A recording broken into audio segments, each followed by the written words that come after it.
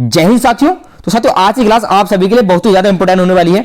आज की क्लास में हम गणित के उन प्रश्नों को सोल्व करेंगे जो आपके प्रीवियस ईयर की जो सीटेट की परीक्षाएं हुई हैं उन परीक्षाओं में पूछे गए हैं। और साथियों ये प्रश्न आपके आने वाले सीटेट एग्जाम की दृष्टि से बहुत ही ज्यादा महत्वपूर्ण है। तो सभी साथी अंत तक हमारे साथ बने रहें और जिन साथियों को इन क्वेश्चंस की पीडीएफ चाहिए वो हमारे टेलीग्राम चैनल ज्वाइन कर ले, उसका लिंक आपको नीचे डिस्क्रिप्शन में मिल जाएगा। और जिन साथियों ने अभी तक हमारे चैनल को सब्सक्राइब नहीं किया उनसे मेरा निवेदन है कि वो सभी साथी चैनल को सब्सक्राइब कर लें। तो साथियों शुरू करते हैं आज की क्लास और देखते हैं अपना पहला प्रश्न। पहला प्रश्न देखेंगे 29,503 में 5 के स्थानीय मान तथा 32,071 में 7 के अंकित मान में हमें अंतर बताना है। तो साथियों पहले 5 का स्थानीय मान लिखेंगे इस वाली संख्या में।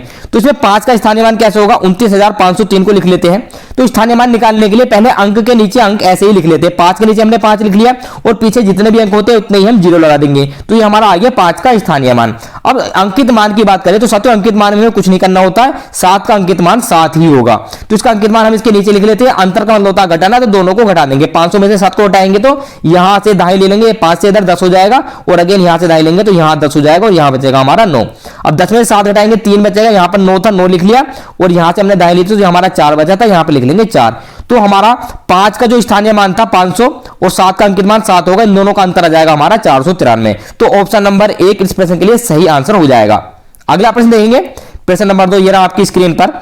यदि 30,028 इक्वल टू 28 इकाई प्लस 28,000 और रिक्त स्थान दहाई, तब रिक्त स्थान पर संख्या है। तो साथियों इस तरीके के क्वेश्चन आपके एग्जाम में बहुत पूछे जा रहे हैं, तो करेंगे इसको सोल्व। साथियों दहाई के बराबर में जो रिक्त स्थान दे रखा है यहां पर हम x मान लेते हैं। अब देखेंगे यहां पे लिख लेते हैं पहले साथियों इसकी left hand side right hand side लिख लेते हैं ये वाली। 28 इकाई यानी कि 28 गुणा 1 प्लस 28,000 दे रखा तो 28 गुणा 1,000 कर देंगे यहां पर इस तरीके से।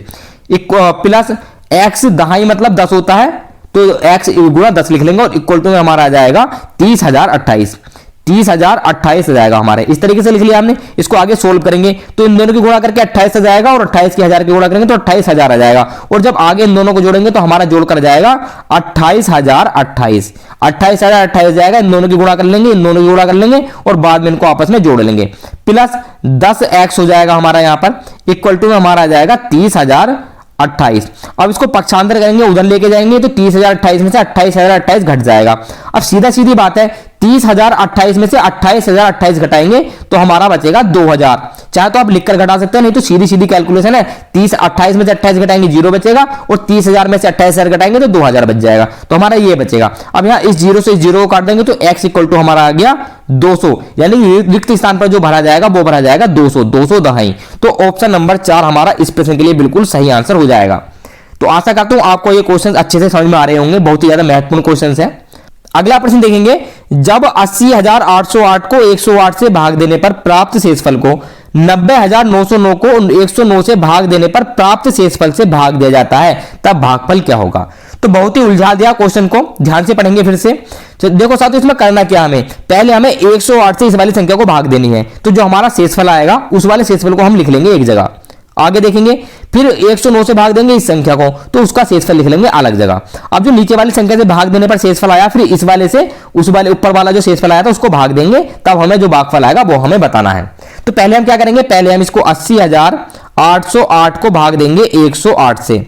108 से इसको भाग देंगे तो पहले जाएगी इसमें भाग 7 बार, यहां हो जाएगा 756।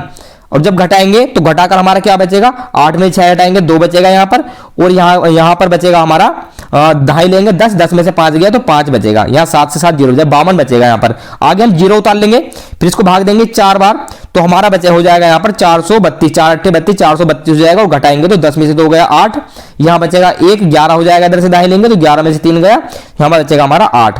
फिर आगे से हम 8 उतार लेंगे तो इस बार भाग जाएगी हमारी 8 बार, तो 8 8 64, यहाँ पर 64 हो जाएगा और 8 यहाँ पर हो जाएगा। तो हमारा जो घटा कर आएगा 8 में 4 घटाएंगे 4 बचेगा और यहाँ 8 में 6 हटाएंगे 2 बचेगा, यानी कि 24 बचेगा। तो पहली वाली जो संख्या से 108 से हमने भाग दी है, जो हमारा शेषफल आया है वो आया हमारा 24, हमने यहाँ पर लिख लिया है। ठीक है, इसके बाद देखेंगे आप 109 से भाग करेंगे 90,909 को।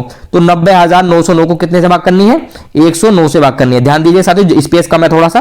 तो 109 से भाग करेंगे तो पहले भाग करेंगे हम, ये जाएगी हमारी 8 बार, तो यहाँ पर आएगा 8 9 72 और 8 1 8, इस तरीके से जाएगा। 9 में से 2 घटाएंगे 7 बचेगा और 10 में 37 बचेगा। यहाँ पर 0 उतार लेंगे, इसके बाद भाग करेंगे 3 बार जाएगी तो यहाँ पर हो जाएगा 3 9 27, यानी कि 27 और 3 327 हो जाएगा। यहाँ पे कराएंगे 10 में 7 गया, यहाँ पे लिख लेते हैं आगे 10 में से 7 घटाएंगे इसमें से इसको तो 3 बचेगा, और यहाँ पर बचेगा 6 में से 2 घटाएंगे तो यहाँ बचेगा 443 बचेगा। फिर ये वाला 9 उतार लेंगे, 39 हो जाएगा। और इसको भाग देंगे 4 बार तो हमारा होगा 4 नामा 36, 36 हो जाएगा, यहाँ पर 4 हो जाएगा। तो 439 में से 436 घटाएंगे तो हमारा बचेगा 3। तो इसका शेषफल कितना आ गया? 3 आ गया। पहले वाले का शेषफल 24 था, इसका शेषफल 3 है। अब इस वाले शेषफल से इसको भाग करेंगे तो 3 8 24 आ जाएगा, यानी कि 8 हमारा भागफल आ जाएगा लास्ट में जाकर। तो ऑप्शन नंबर 4 इस प्रश्न के लिए सही आंसर हो जाएगा। तो साथियों इस तरीके के ये हमारे क्वेश्चन होने हैं। अगला प्रश्न देखेंगे, प्रश्न नंबर 4 ये रहा आपकी स्क्रीन पर। यदि 603 गुणा 28 इक्वल टू 63 गुणा 4 गुणा रिक्त स्थान, तब रिक्त स्थान पर संख्या क्या आएगी यह हमें बताना है। तो हम रिक्त स्थान पर संख्या को x मान लेंगे, फिर इसको सोल्व कर देंगे। देखिए कैसे सोल्व करते हैं। 603 गुणा 28 बराबर 63 गुणा 4 गुणा x। आप क्या करेंगे, इन दोनों को पक्षांतर करके इसके नीचे ले जाएंगे, भाग में आ जाएगा। किस तरीके से आएगा, इस तरीके से देख लेंगे। 603 गुणा 28 बटे 63 गुणा 4 इस तरीके से आएगा इक्वल टू x। और x की हमें वैल्यू निकालनी है। पहले 4 से काटेंगे इसको, 4 7 28 ये हो जाएगा। 7 से इसको काटेंगे तो 7 9 63 होता है। फिर 9 से इसको काट देंगे तो हो जाएगा 9 छंग 54, 9 छक्के 54 हो जाएगा, 6 बजेगा 63 हो जाएगा, और 9 7 63, यानी कि जो अंत में हमारी कैलकुलेशन करके आएगा वो हमारा 67 आ जाएगा। यानी कि x की वैल्यू कितनी जाएगी, 67 आ जाएगी। आप इसको अच्छे से अपनी कॉपी पर कैलकुलेशन इसकी कर लेना। तो ऑप्शन नंबर 1 इस प्रश्न के लिए हमारा सही आंसर हो जाएगा। अगला प्रश्न देखेंगे, 200 और 400 के बीच में 30 45 तथा 60 का सबसे छोटा सारगुणज भाग 15 24 तथा 45 का सबसे बड़ा सारगुणखंड किसके बराबर होगा। वेरी वेरी इंपोर्टेंट क्वेश्चन हो जाएगा। इस तरह के क्वेश्चन आपके एग्जाम में बनते हैं। तो पहले समझेंगे कि सारगुणज होता क्या है। तो साथियों सारगुणज क्या होगा, वह छोटी से छोटी संख्या जिसको अगर हम 30 45 और 60 से भाग करें तो पूरी पूरी विभाजित हो जाए, यानी कि इनका एलसीएम एक तरीके से हम ये कह सकते हैं। तो वह सबसे छोटी से छोटी संख्या कौन सी होगी। तो एक संख्या हमारे ध्यान में आती है 180। अब 180 को 30 से भाग करेंगे पूरी पूरी कट जाएगी, 45 से भाग करेंगे पूरी पूरी कट जाएगी, और 60 से भाग करेंगे तब भी पूरी पूरी कट जाएगी। लेकिन दूसरी कंडीशन हमारी यहां पर फॉलो नहीं हो रही है। वो कौन सी कंडीशन है, 200 और 400 के बीच में, कि वो संख्या 200 और 400 के बीच में होनी चाहिए। तो ये संख्या हमारी 200 और 400 के बीच में नहीं है। अब इसके अगली का संख्या ऐसी कौन सी होगी, तो इसको 2 से गुणा कर देंगे तो हमारा आ जाएगा 360। ये 360 संख्या आ जाएगी। तो 360 दोनों कंडीशन हमारी फॉलो कर रही है। इनसे काटेंगे 30 से, 45 से और 60 से तो पूरी पूरी विभाजित हो जाएगी, और 200 और 400 के बीच में भी ये हमारी संख्या है। तो एक संख्या तो हमें मिलेगी 360। अब आगे देखेंगे 15 24 तथा 45 का सबसे बड़ा सारगुणखंड। तो मतलब इनके गुणनखंडों में जो सबसे बड़ा गुणनखंड होगा वो हमें लिख देना है 15 24 और 45 में। तो 15 का गुणनखंड होगा 3 गुणा 5, 24 का होगा 3 गुणा 2 गुणा 2, 3 दूनी 6 दूनी 12 और दूनी 24। 45 की बात करें तो 45 का हो जाएगा 3 3 तिया 9 और 9 पंजे 45, 3 गुणा 5।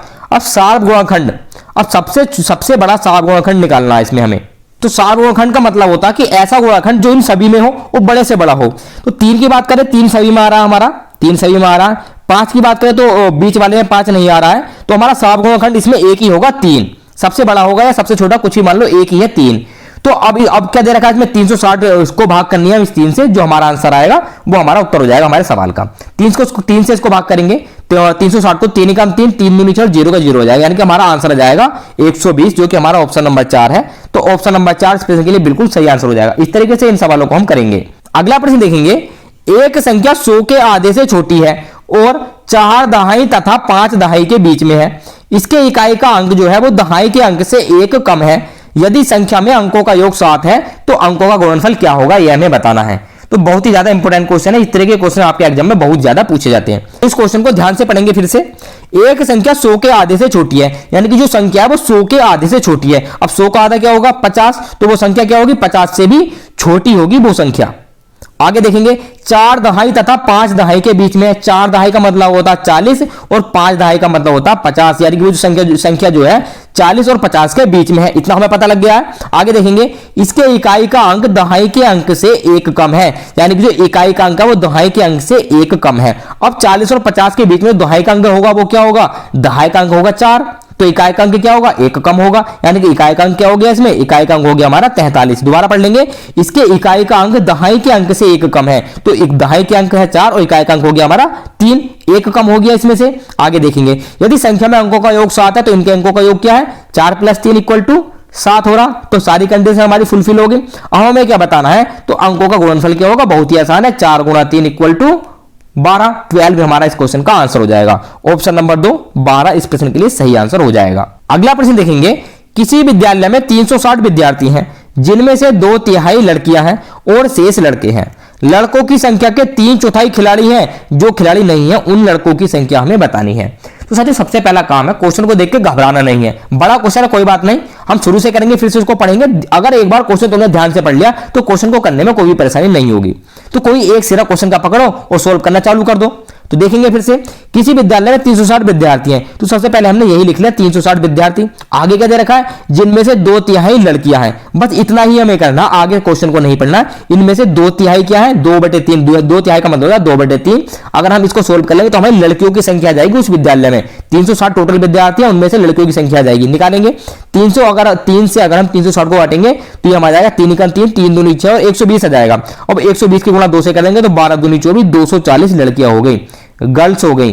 240 क्या हो गई, लड़कियां हो गई। अब लड़कों की संख्या कितनी बची, देखो टोटल विद्यार्थी है 360, टोटल विद्यार्थी 360 और 240 में से लड़कियां हो गई, तो लड़के कितने बचे, 0 में से 0, 6 में 4 गया 2, 3 में से 2 गया 1। लड़कों की संख्या बची 120, तो हमें लड़के ही निकालने थे। अब लड़कों की संख्या कितनी आ गई हमारे पास, 120 आ गई। अब आगे देखेंगे, लड़कों की संख्या के 3/4 खिलाड़ी हैं। अब लड़कों की संख्या के 3/4 यानी कि 3/4 क्या है, खिलाड़ी हैं। कर लेते इसको भी सोल्व, 4 तिया 12, 0, 30, 3 तिया 9, 90 खिलाड़ी आ गए। अब 120 लड़के थे, 120 लड़कों में से 90 खिलाड़ी आ गए, तो हमें बताना उन लड़कों की संख्या जो खिलाड़ी नहीं है। तो 120 में से 90 को घटा देंगे, हमारा आंसर आ जाएगा। बहुत आसान तरीके से क्वेश्चन हमारा हो जाएगा। 0 में से 0 गए 0, यहां से 12 में से 9 घटाए तो 30 बचेगा, 3 बचेगा, 30 हमारा आंसर हो जाएगा। 30 ऐसे लड़के हैं जो कि खिलाड़ी नहीं है। ऑप्शन नंबर 3 इस प्रश्न के लिए सही आंसर हो जाएगा। 30 खिलाड़ी आया हमारा। तो इस तरीके से ये क्वेश्चन आपको करना है। अगला प्रश्न देखेंगे, प्रश्न नंबर 8, ये रहा आपकी स्क्रीन पर। हरीश ने एक स्कूटर 49,553 रुपए में खरीदा। उसने 8,076 रुपए तो उसे वहीं पर नगद भुगतान कर दिया उस स्कूटर का, और शेष रकम को उसको बोल दिया कि 37 बराबर किस्तों में उसको मिल जाएगी। तो प्रत्येक किस्त की राशि क्या होगी ये हमें बताना है। तो सीधा सवाल है कि पहले जितने रुपए में स्कूटर खरीदा था वो नगद रुपए जो दे दिए उतने रुपए को घटा दो इसमें से। तो 49,553 इस तरीके स्तंभ विधि से घटाएंगे ताकि हमारी गलती ना हो। ये स्तंभ विधि होती है इस तरीके से, वो दूसरी वाली जो होती है सामने लिखते हैं वो पंक्ति विधि होती है। घटा देंगे 13, यहां से 2.5 ले लेंगे, 13 हो जाएगा, 13 में 6 गया 7 बचेगा हमारा। यहाँ पर क्वेश्चन नंबर 8 कर रहे हैं हम, और यहां बचेगा हमारा 4, 14 हो जाएगा, 14 में से 7 गया 7 बचेगा। यहां पर 4 बचेगा, 4 में से 0 गया 4 हो जाएगा, 9 में से 8 गया 1 और 4, यह जाएगा हमारा 41,477 रुपए उसके बचे। तो टोटल कितने रुपए बचे, 41,477। दोबारा लिख लेते हैं यहां पर 41,477 रुपए बच गए, जिसको जो अब हम उसको किस्तों के रूप में लौटाएंगे। और 37 बराबर किस्तें हैं, तो 37 से इसको भाग कर दो, हमारा आंसर हो जाएगा। 37 से भाग करेंगे इसको, तो 37 से पहले एक बार जाएगा 37 हो जाएगा, घटाएंगे तो 4 बचेगा, 41 में 37 घटाएंगे 4 बचेगा, फिर से 4 उतार लेंगे, फिर से एक बार जाएगी 37 हो जाएगा, घटाएंगे तो 44 में से 37 को घटाएंगे तो हमारा कितना बचेगा, यहां पे लिख लेते हैं हमारा बचेगा यहां पर, अच्छा यहां पे लिख लेते हैं ऊपर, यहां पर 7 बचेगा। 44 में से 37 को घटाएंगे तो 7 बचेगा। फिर आगे हम इसमें से क्या उतारेंगे, 7 उतार लेंगे। अब इसको 2 बार भाग जाएगी हमारी, 37 दूनी कितना होता है 74 होता है, 3 बचेगा, और जब 7 उतारेंगे तो 37 ही हो जाएगा। अब 37 को 37 से भाग करेंगे तो एक बार जाएगा, तो हमारी कितने की किस्त बनेगी, 37 किस्तें बनेंगी हमारी 1121 रुपए की। तो हमारा ऑप्शन नंबर 3 इसका सही आंसर हो जाएगा, 1121 रुपए की किस्त बनेगी हमारी 37, जो हमें उसको लौटानी है। अगला प्रश्न देखेंगे, एक रेलगाड़ी हैदराबाद से शुक्रवार को समय 13:15 पर चली और शनिवार को बेंगलुरु समय 7:30 पर पहुंची, तो यात्रा में लगे समय बताना है। तो इस बार भी आपके सीटेट एग्जाम में समय से रिलेटेड क्वेश्चन पूछे जा रहे हैं, चाहे वो रेलगाड़ी से संबंधित हो या फिर कोई दूसरे तरीके से उन्होंने दे रखे हो, लेकिन समय से जरूर पूछे जा रहे हैं। तो देखते हैं, 13:15 का मतलब है दोपहर को शुक्रवार के दिन, दोपहर को शुक्रवार के दिन 1:15 पर आपकी ट्रेन चली, और अगले दिन शनिवार के दिन सुबह को 7:30 बजते उस टाइम तक पहुंच गई थी। अब मान लो 1:15 दोपहर को चली, अब रात के भी 1 बजे होंगे, रात के 1 बजे होंगे अगले दिन के शनिवार के रात के, तो इस जो दोपहर के 1:15 थे और रात के जो 1:15 हुए, तो ये कितने टाइम हुए, ये हुए 12 घंटे में, 12 घंटे हो गए दोनों टाइम का अंतर। अब मान लो सुबह के हम 7:15 और बजा लेते हैं, मान लिया 7:15 बज गए, तो अब टाइम में कितना अंतर आ गया, यानी कि रात के 1:15 से 7:15 हुए तो 6 घंटे हो गया, यहाँ पर 6 घंटे और लिख दो, 6 घंटे और हो गए हमारे।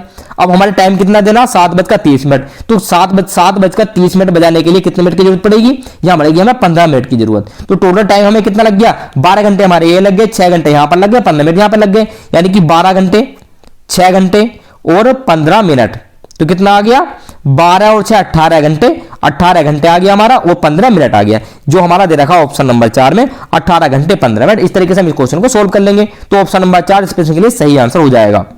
अगला प्रश्न देखेंगे, प्रश्न नंबर 10 है 15 दिनों में मिनटों की संख्या बराबर है निम्न में से किसके सेकंडों की संख्या के। तो 15 दिन में जितने मिनट होंगे वो इनमें से किसके सेकंडों के बराबर होंगे, ये हमें बताना है। तो पहले 15 दिन में जो मिनट होंगे इन्हीं को निकाल लेंगे। 15 दिन, 15 लिख लिया। 15 दिन के पहले घंटे बनाओ, एक दिन में 24 घंटे होते हैं, तो 24 से गुणा कर ली। अब घंटे आ गए, घंटों का मिनट बनाने हैं, तो यहां पर 60 कर लिया, तो ये हमारे मिनट बन गए। 15 गुणा 24 गुणा 60। इसको सोल्व करने की जरूरत नहीं है, सोल्व नहीं करना। अगर हम सोल्व करने बैठ गए तो बहुत ही हार्ड क्वेश्चन हो जाएगा और बहुत टाइम लेगा, फिर ये सोल्व नहीं करना, ऐसे रहने देना। अब ये जो दे रखे हैं, जो ऑप्शन दे रखे हैं हमारे 8 घंटे, 4 घंटे, 5 घंटे और 6 घंटे, अब इनके सेकंड बना लो पहले। तो पहले 8 का सेकंड बनाएंगे, सीरियल वाइज बना लेंगे ऊपर से। 8 घंटे के मिनट बनाओ, 60 से गुणा कर दी, मिनट बन गए, और अगेन 60 से गुणा कर दी, सेकंड बन गए। इसी तरीके से आगे करेंगे, 4 गुणा 60 गुणा 60, हम सेकंड बना रहे हैं, ध्यान रखो यहां पर मिनट बने हुए हैं, यहां पर सेकंड बना रहे हैं। 5 गुणा 60 गुणा 60, 6 गुणा 60 गुणा 60। अब देखो हमें जो ये जो दे रखे हैं ऑप्शंस, ये ऑप्शंस है हमारे, हम इसको इस तरीके से बनाएंगे, यानी कि इसमें 2 60 दे रखे हैं हर एक में, तो हम इसको इस तरीके से अरेंज करेंगे 2 60 आ जाए इस गुणा में। करेंगे, देखो 15 ऐसे लिख लिया, उस 24 को क्या लिख सकते हैं हम, 4 छक्का 24, 4 गुणा 6 लिख सकते हैं इसको, और यहां पर लिख लिया हमने 60। इसको लिखने में कोई परेशानी है, 24 की जगह हम 4 गुणा 6 लिख सकते हैं, नहीं लिख सकते हैं ना, तो 4 से 24 इस तरीके से लिख लेंगे। अब इन दोनों गुणा कर देंगे आपस में, 15 चौका 60, 60 गुणा 6 गुणा 60, इस तरीके से लिख लेंगे। अब देख लो ऑप्शन किसके साथ मैच कर रहा है, आसानी से आपका आंसर आ जाएगा इसका। तो हमारा मैच कर रहा है ऑप्शन नंबर 4 के साथ। देखो इसमें भी 60 60 60 60 और 6 6, तो ऑप्शन नंबर 4 6 घंटे इस प्रश्न के लिए सही आंसर हो जाएगा। तो साथियों ये थे हमारे मैथ के 10 बहुत ही महत्वपूर्ण प्रश्न जो प्रीवियस ईयर के जो आपके सीटेट के पेपर में उनमें पूछे गए थे। साथियों हम मिलते हैं आपसे अगली क्लास में। जय हिंद। अगर आपने वीडियो को लाइक नहीं किया तो वीडियो को लाइक करके जरूर जाए। जय हिंद।